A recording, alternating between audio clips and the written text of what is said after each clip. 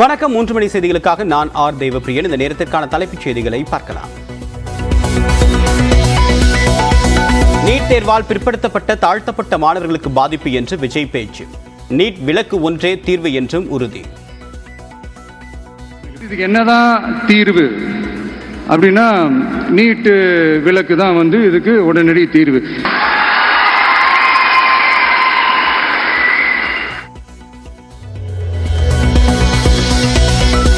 மாநில அரசின் உரிமைக்கு எதிரானது நீட் என்று விஜய் குற்றச்சாட்டு. விலக்கு கோரும் தமிழ்நாடு அரசின் தீர்மானத்தை வரவேற்பதாகவும் பேச்சு. நீட் ரத்து கோரி தமிழக சட்டமன்றம் கொண்டு வந்திருக்கிற அந்த தீர்மானத்தை நான் மனப்பூர்வமாக வரவேற்கிறேன்.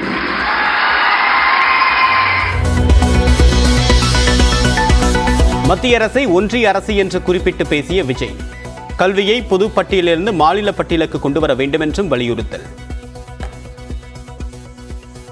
ஒன்றிய அரசு அந்த கால தாமதம்லாம் எதுவும் செய்யாம தமிழ்நாட்டு மக்கள் அவங்களுடைய உணர்வுகளுக்கு மதிப்பு கொடுத்து இதை சீக்கிரமாவே இதை சால்வ் பண்ணணும் அப்படின்றதான் இங்க நான் கேட்டுக்கிறேன்.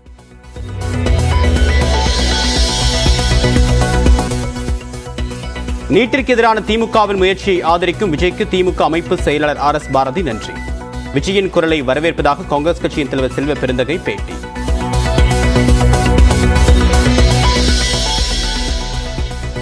நீட் தொடர்பான விஜயின் பேச்சு வருந்தத்தக்கது என்று பாஜகவின் தமிழிசை சவுந்தரராஜன் கருத்து. காங்கிரஸ் ஆட்சியில்தான் கல்வி மாநில பட்டியலிருந்து மாற்றப்பட்டதாக ராமசீனிவாசன் விளக்கம்.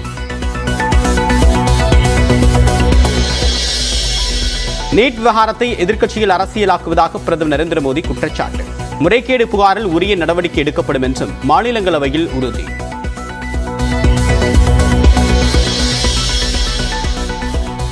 எதிர்க்கட்சித் தலைவரை பேச விடவில்லை என்று கூறி மாநிலங்களவையில் காங்கிரஸ் உள்ளிட்ட கட்சிகள் அமளி.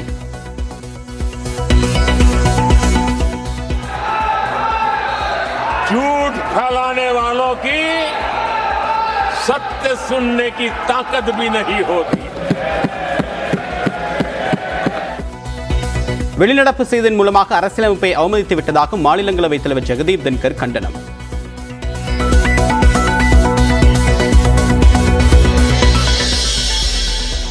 நீட் தேர்விலிருந்து விலக்களிக்காத மத்திய அரசு கண்டித்து திமுக மாணவர் அணியினர் போராட்டம். தமிழ்நாடு அரசின் மசோதாவுக்கு மத்திய அரசு ஒப்புதல் அளிக்கவும் வலியுறுத்தல்.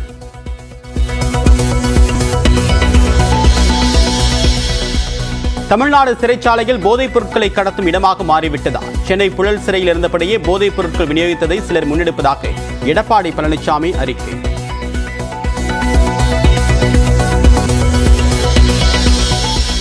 விக்கிரவாண்டியில் திமுக நிர்வாகி வீட்டிலிருந்து 100க்கும் மேற்பட்ட வேட்டி சேலைகளை கைப்பற்றிய பாமகவினர். திமுக வேட்பாளரை தகுதி நீக்கம் செய்ய வேண்டும் என்று பாமக தலைவர் அன்புமணி ராமதாஸ் வலியுறுத்தல். தொடர் மழையால் கொடைக்கானல் எலிவால் அருவியில் ஆர்ப்பரித்து கொட்டும் நீர். ரசித்து புகைப்படம் எடுத்து செல்லும் சுற்றுலா பயணிகள்.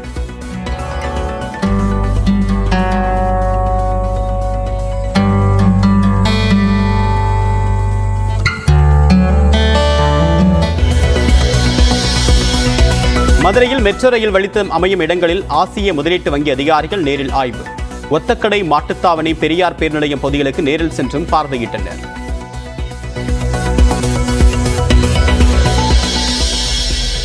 உத்தரப்பிரதேசத்தில் கூட்ட நெரிசலில் 121 பேர் உயிரிழந்த நிலையில் ஆன்மீக சொற்பொழிவு ஏற்பாட்டாளர்கள் மீது வழக்கு பதிவு.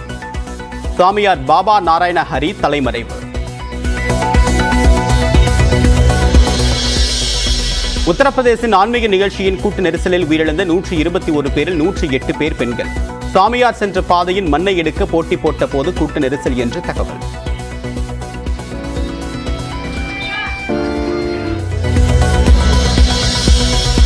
₹167 கோடி தங்க கடத்தலுக்கு அண்ணாமலை துணை போயிருப்பதாக செல்வ பெருந்தகை குற்றச்சாட்டு. தமிழக பாஜகவின் நிகழ்ச்சிகளுக்கு கடத்தல் பணம் பயன்படுத்தப்படுவதாகவும் புகார்.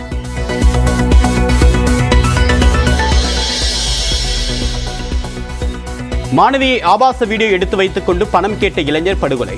கூலிப்படையை வைத்து தீர்த்து கட்டிய மாணவியின் தந்தை திருப்பூர் அருகே கைது.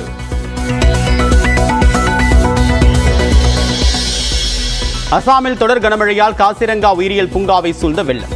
வங்கப்புலி, காண்டாமிருகம் ஆகியவை பூங்காவிலிருந்து வெளியேறி குடியிருப்பு பகுதிகளில் உலா வருவதாக அச்சம்.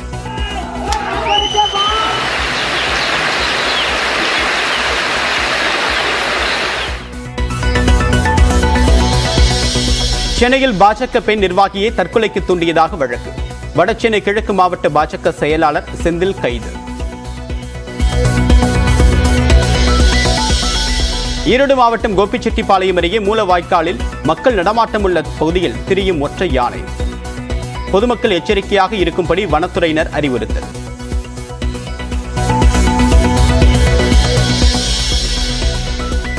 T20 உலகக்கோப்பையுடன் பார்படாஸிலிருந்து தனி விமானத்தில் புறப்பட்டது இந்திய அணி. நாளை அதிகாலை இந்தியா திரும்பும் என்று தகவல்.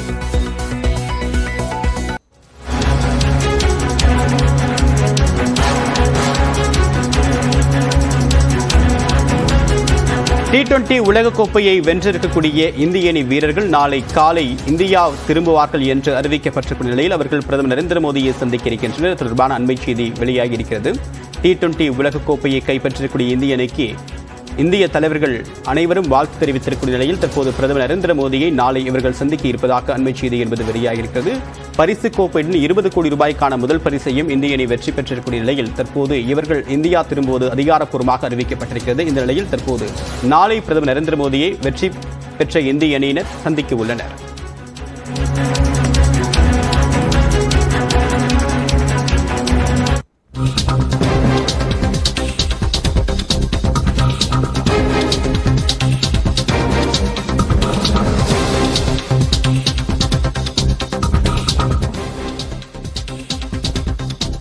ஜிகா வைரஸ் பரவி வரக்கூடிய நிலையில் மாநிலங்கள் கண்காணிப்புடன் இருக்குமாறு மத்திய அரசு அறிவுரை வழங்கியிருக்கிறது.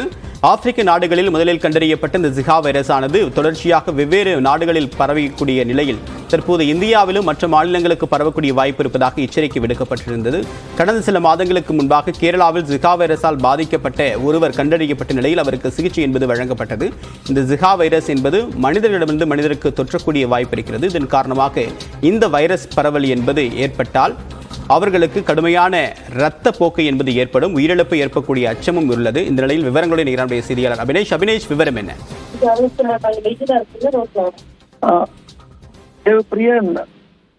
மகாராஷ்டிரா மாநிலத்திற்குரிய பூனே பகுதியில 6 நபர்களுக்கு ஜிகா வைரஸ் தொற்று பாதிப்பு ஏற்பட்டுள்ளதை கண்டறிந்திருக்காங்க.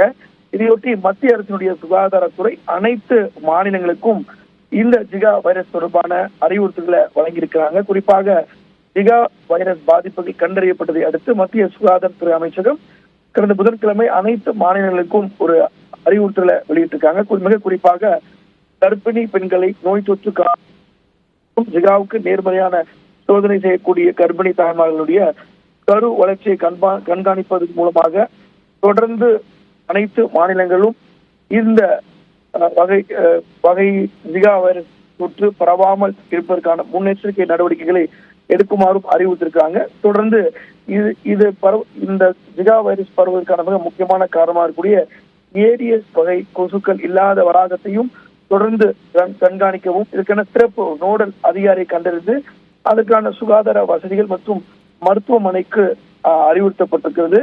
இது அனைத்து மாநிலங்களிலும் இதில் விழிப்போடு இருந்து இதை கட்டுப்படுத்த வேண்டும் எனவும் அனைத்து மாநிலங்களுக்கும் அறிவுறுத்திருக்கிறாங்க. மிக முக்கியமாக பணியிடங்கள், கல்லூரி நிறுவனங்கள், கட்டுமான பணியிடங்கள், அதே போல தொழில் நிறுவனங்கள், சுகாதாரத்துறை அமைப்புகள் ஆகிய பகுதிகளில் மிகுந்த விழிப்புணர்வோடு இருந்து இந்த ஜிகா வைரஸ் தொற்றை மேலும் பரவாமல் கட்டுப்படுத்தக்கூடிய நடவடிக்கைகளை அனைத்து மாநில அரசுகளும் எடுக்க வேண்டும் என மத்திய சுகாதாரத்துறை அமைச்சகம் அறிவுறுத்தியுள்ளது.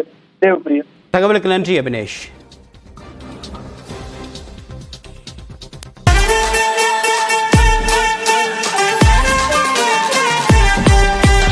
என் நெஞ்சில் குடியிருக்கும்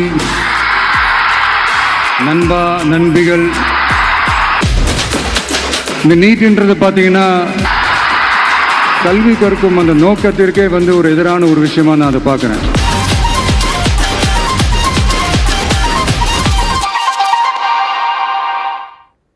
நீட் தேர்வுக்கு எதிராக தமிழ்நாடு சட்டமன்றத்தில் நிறைவேற்றப்பட்ட தீர்மானத்தை மனப்பூர்வமாக ஆதரிப்பதாக கூறிய தமிழக வெற்றிக் கழக தலைவர் விஜய் கல்வியை மாநில பட்டியலுக்கு மாற்ற வேண்டும் என்றும் கோரிக்கை விடுத்துள்ளார்.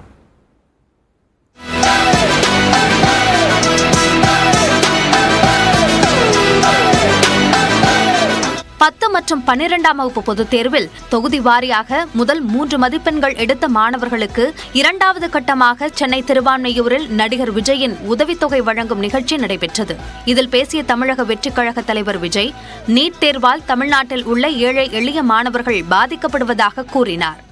இந்த நீட்ன்றது பார்த்தீங்கன்னா நம்ம தமிழ்நாட்டில் இருக்கிற மாணவ மாணவிகள், குறிப்பாக கிராமப்புறத்தில் இருக்கிற ஏழை எளிய பிற்படுத்தப்பட்ட, மிகவும் பிற்படுத்தப்பட்ட மற்றும் தாழ்த்தப்பட்ட வகுப்பினை சேர்ந்த இந்த மாணவ மாணவிகள் எல்லாருமே ரொம்பவும் பாதிக்கப்படுறாங்கன்றது தான் ஒரு சத்தியமான ஒரு உண்மை.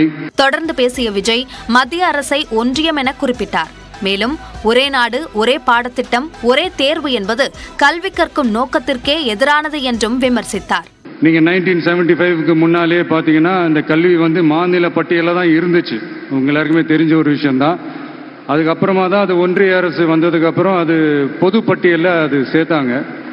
எனக்கு தெரிஞ்சு அதுதான் ஒரு முதல் பிரச்சனையாக ஒன்று ஸ்டார்ட் ஆச்சு. ரெண்டாவது பார்த்தீங்கன்னா ஒரே நாடு ஒரே பாடத்திட்டங்கள் ஒரே தேர்வு, இது பேசிக்காவே அந்த கல்வி கற்கும் அந்த நோக்கத்திற்கே ஒரு எதிரான ஒரு விஷயமா நான் அதை பார்க்குறேன். பன்முகத்தன்மைதான் பலம் என்று குறிப்பிட்ட விஜய், மாநில பாடத்திட்டத்தில் படித்தவர்கள் NCERT பாடத்திட்டத்தில் நடத்தப்படும் நீட் தேர்வை எப்படி எதிர்கொள்ள முடியும் என்று கேள்வி எழுப்பினார். ஸ்டேட் சிலபஸ்ல படிச்சுட்டு NCERT சிலபஸ்ல தேர்வு வச்சா அது எப்படிங்க? அதுவும் கிராமப்புறத்தில் இருக்கிற மாணவ மாணவிகள், அதுவும் அவங்களுடைய மருத்துவ படிப்புக்கு கொஞ்சம் யோசிச்சு பாருங்க, இது எவ்வளவு ஒரு கடினமான ஒரு விஷயம்னு. அண்மையில் நடைபெற்ற நீட் தேர்வு முறைகேட்டால் அதன் மீதான நம்பகத்தன்மையை மக்கள் இழந்துவிட்டதாகவும் விஜய் கூறினார். போன மே மாதம் 5ஆம் தேதி அந்த நீட் எக்ஸாம்லாம் நடந்துச்சு. அதில் சில குளறுபடிகள்லாம் நடந்ததா நம்ம நிறைய அந்த செய்திகள்லாம் பார்த்தோம், படித்தோம் இல்லையா? அதுக்கப்புறமே என்ன ஆயிடுச்சுன்னு பார்த்தீங்கன்னா, அந்த நீட் தேர்வுக்கு மேலே இருக்கிற அந்த நம்பகத்தன்மையை மக்கள் மத்தியில் சுத்தமாக போயிடுச்சு. இனிமேல் நாடு முழுக்க அந்த நீட் தேர்வே தேவையில்லை அப்படிங்கிறத இந்த செய்திகள் மூலிமா நாம் எல்லாருமே புரிஞ்சுக்கிட்ட ஒரு விஷயம். நீட் விலக்கு மட்டுமே இதற்கு தீர்வு என்று கூறிய விஜய், நீட்டிற்கு எதிராக தமிழ்நாடு அரசு இயற்றிய தீர்மானத்தை மனப்பூர்வமாக வரவேற்பதாக தெரிவித்தார். நீட்டு விலக்கு தான் இதுக்கு உடனடி தீர்வு. நீட்டு ரத்து கோரி தமிழக சட்டமன்றம் கொண்டு வந்திருக்கிற அந்த தீர்மானத்தை நான் மனப்பூர்வமாக வரவேற்கிறேன். இதுக்கு அந்த ஒன்றிய அரசு அந்த காலதாமதம்லாம் எதுவும் செய்யாமல் தமிழ்நாட்டு மக்கள் அவங்களுடைய உணர்வுகளுக்கு மதிப்பு கொடுத்து இதை சீக்கிரமாகவே இதை சால்வ் பண்ணணும் அப்படின்றதான் இங்கே நான் கேட்டுக்கிறேன். கல்வியை பொதுப்பட்டியலில் இருந்து மாநில பட்டியலுக்கு கொண்டு வர வேண்டும் என்று வலியுறுத்திய விஜய், உடனடியாக சிறப்பு பொதுப்பட்டியலுக்காவது அதனை கொண்டு வர வேண்டும் என்று கூறினார். கல்வி பொதுப்பட்டியலிருந்து மாநில பட்டியலுக்கு கொண்டு வரணும். ஒருவேளை அதில் ஏதாவது சிக்கல்கள் இருக்கு அப்படின்னா ஒரு இடைக்கால தீர்வா இந்த இந்திய அரசியலமைப்பு சட்டத்தை திருத்தி ஒரு ஸ்பெஷல் கன்கரண்ட் லிஸ்ட், சிறப்பு பொது பட்டியல் அப்படின்னு ஒன்று உருவாக்கி அதுல கல்வி மற்றும் சுகாதாரத்தை அதுல சேர்க்கணும். வாய்ப்புகள் ஏராளமாக இருப்பதாக கூறிய விஜய், மாணவர்கள் அழுத்தங்களின்றி மகிழ்ச்சியாக படிக்க வேண்டும் என்றும் கடவுள் ஏதேனும் ஒரு வாய்ப்பை வைத்திருப்பார் என்றும் அறிவுரை வழங்கினார். கான்பிடண்டா இருங்க, நல்லதே நடக்கும், வெற்றி நிச்சயம். மீண்டும் சந்திக்கும் வரை நன்றி, வணக்கம்.